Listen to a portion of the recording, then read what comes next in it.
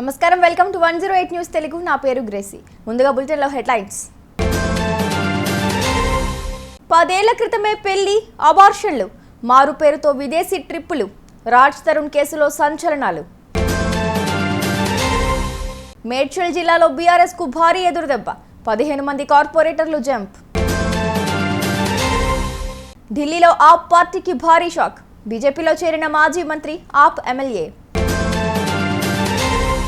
CM Revanth రెడ్డిపై ప్రశ్నల వర్షం కురిపిస్తోన్న మాజీ బీఆర్ఎస్ ఎమ్మెల్యే. జర్నలిస్టుల పట్ల పోలీసుల తీరును ఖండిస్తున్నాం, బీఆర్ఎస్ నేత హరీష్ రావు ట్వీట్. రాజ్ తరుణ్ లావణ్య కేసులో కొత్త ట్విస్ట్ తెర మీదకొచ్చింది. తనను 10 ఏళ్ల క్రితమే రాజ్ తరుణ్ పెళ్లి చేసుకున్నాడని, 10 ఏళ్లుగా తనతో కాపురం చేస్తున్నాడని లావణ్య పేర్కొంది. రాజ్ తరుణ్ అబార్షన్ చేయించాడని నార్సింగ్ పిఎస్లో మరో ఫిర్యాదు చేసింది. నన్ను రెచ్చగొట్టి ఉద్దేశపూర్వకంగా నా ఆడియోలు రికార్డు చేశాడని లావణ్య పేర్కొంది. మాల్వి మల్హోత్రాతో రాజ్ తరుణ్ విదేశాలకు వెళ్లేందుకు ప్రయత్నాలు చేస్తున్నాడని కూడా లావణ్య చెబుతోంది. 170 ఫోటోలు, టెక్నికల్ ఎవిడెన్స్ ను నార్సింగ్ పోలీసులకు అప్పగించింది లావణ్య. ఈ క్రమంలో ఆధారాలు లేవని కేసు నమోదు చేయని పోలీసులు రాజ్ తరుణ్ పై ఐపీసీ 493తో పాటు మరికొన్ని సెక్షన్ల కింద కేసు నమోదు చేశారు. మేడ్చల్ జిల్లాలో బీఆర్ఎస్ పార్టీకి మరో ఊహించని షాక్ తగిలింది. పీర్జాదిగూడ మున్సిపల్ కార్పొరేషన్ కాంగ్రెస్ వశం కాబోతోంది. ఈ మేరకు 15 మంది కార్పొరేటర్లు బీఆర్ఎస్ పార్టీని వీడి కాంగ్రెస్ కండువా కప్పుకోనున్నారు. కాగా ఇటీవల బీఆర్ఎస్ నుంచి 6 ఎమ్మెల్యేలు, 6 ఎమ్మెల్సీలు కాంగ్రెస్లో చేరిన సంగతి అందరికీ విదితమే.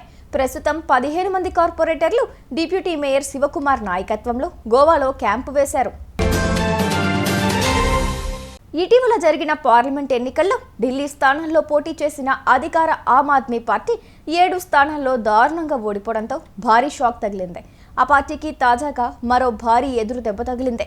ఢిల్లీ ఆప్ పార్టీలో కీలకంగా వ్యవహరించిన మాజీ మంత్రి రాజ్ కుమార్ ఆనంద్, ఎమ్మెల్యే కర్తార్ సింగ్, మాజీ ఎమ్మెల్యే వీణా ఆనంద్లు ఈరోజు ఢిల్లీ బీజేపీ కార్యాలయంలో కాషాయ కండువా కప్పుకున్నారు. ఇదిలా ఉంటే ఢిల్లీ లిక్కర్ స్కామ్ కేసులో సీఎం కేజ్రీవాల్తో పాటు మాజీ విద్యాశాఖ మంత్రి మనీష్ సిసోడియా కూడా ఇదే కేసులో తిహార్ జైల్లో ఉన్నారు.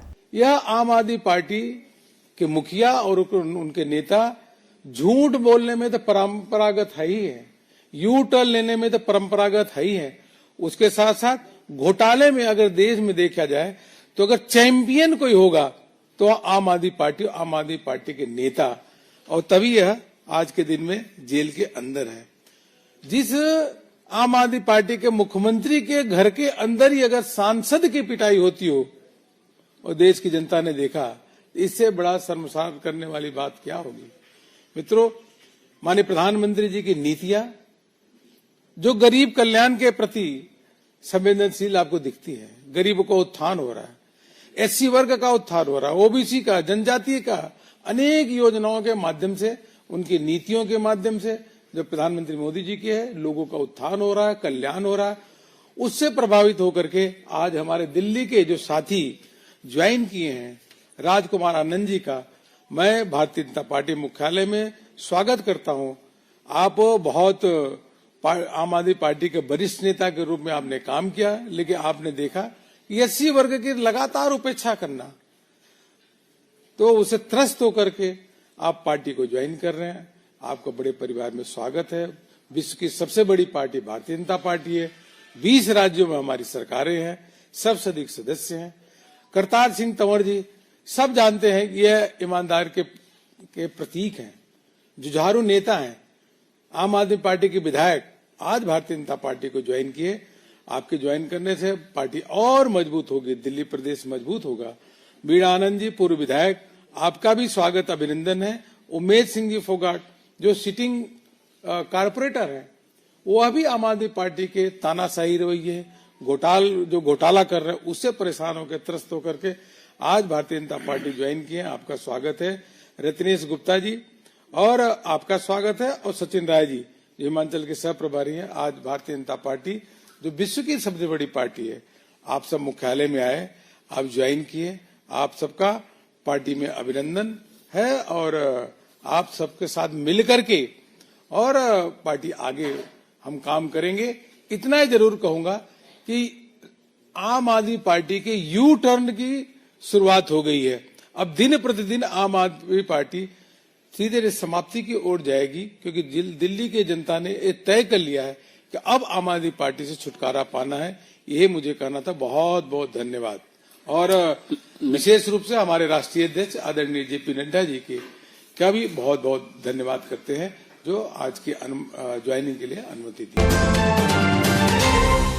తెలంగాణ ముఖ్యమంత్రి రేవంత్ రెడ్డిపై బీఆర్ఎస్ మాజీ ఎమ్మెల్యే గాదరి కిషోర్ మరోసారి ప్రశ్నల వర్షం గుప్పించారు. బుధవారం మీడియా సమావేశంలో ఆయన మాట్లాడుతూ పరీక్షలు వాయిదా వేస్తే కోచింగ్ సెంటర్లకు 100 కోట్ల రూపాయల లాభం వస్తుందని, కోచింగ్ సెంటర్ల నిర్వాహకులు డబ్బులు దోచుకుంటారని రేవంత్ రెడ్డి అంటున్నారు. మరి కోచింగ్ సెంటర్ నడిపిన రియాజ్కు గ్రంథాలయ సంస్థ చైర్మన్ పదవి ఎలా ఇచ్చారు అని గొంతెత్తి ప్రశ్నించారు. అసలు డిఎస్సి ఎందుకు వాయిదా వేయకూడదో ప్రభుత్వం సరైన కారణాలు చెప్పాలని ధ్వజమెత్తారు.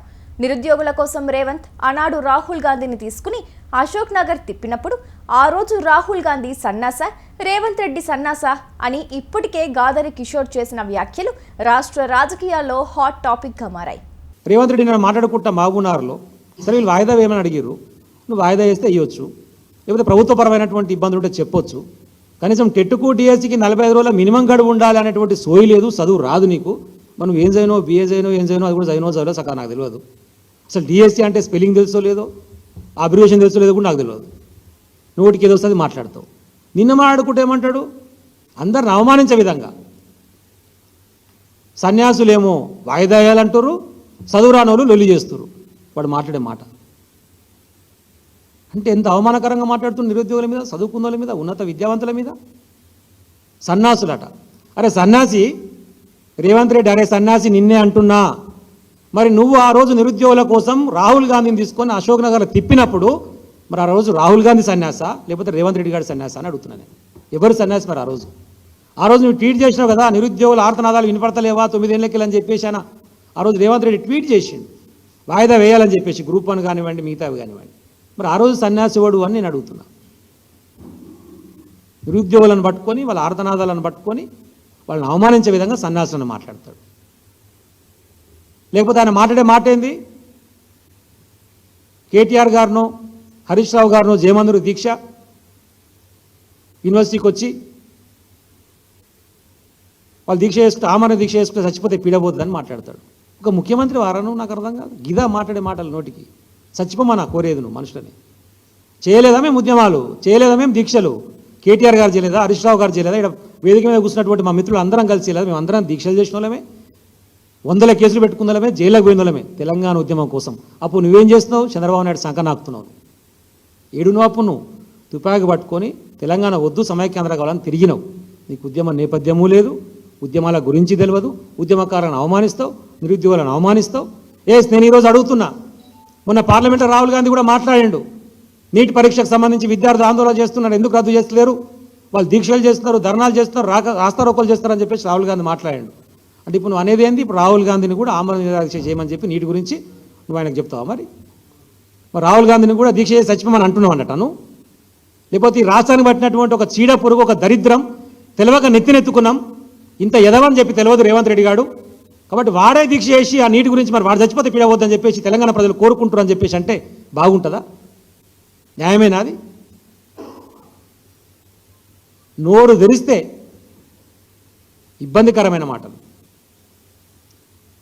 ఒక రాష్ట్రానికి ముఖ్యమంత్రి లాగున్నా ముఖ్యమంత్రి హోదాలో నేను ఏం పని చేయాలి, ఏం రివ్యూ చేయాలి, వాళ్ళు అడిగేటువంటి కోరిక నిజాయితీ ఉన్నదా లేదా, దాన్ని ఏం చేద్దాం అనేటువంటి సోయ లేదు. డిఎస్సి పరీక్ష వాయిదా వేయాలని ఓయూలో నిరసన చేస్తున్న బీఆర్ఎస్వి కార్యకర్తలపై పోలీసులు చేయి చేసుకున్నారు. మరోవైపు అక్కడ వార్తలు కవర్ చేస్తున్న జర్నలిస్టుల పట్ల పోలీసులు వ్యవహరించిన తీరును మాజీ మంత్రి హరీష్ రావు ఖండించారు. జర్నలిస్టులను అరెస్టు చేయడం, బలవంతంగా పిఎస్కు తరలించడం మీడియా హక్కును కాలరాయడమే, వారిని వెంటనే విడుదల చేయాలి అని ట్వీట్ చేశారు. చూసారుగా, ఇవి ఇవాల్టి బులెటిన్ అప్డేట్స్. మరో బులెటిన్తో మళ్ళీ మీ ముందుకు వస్తాను.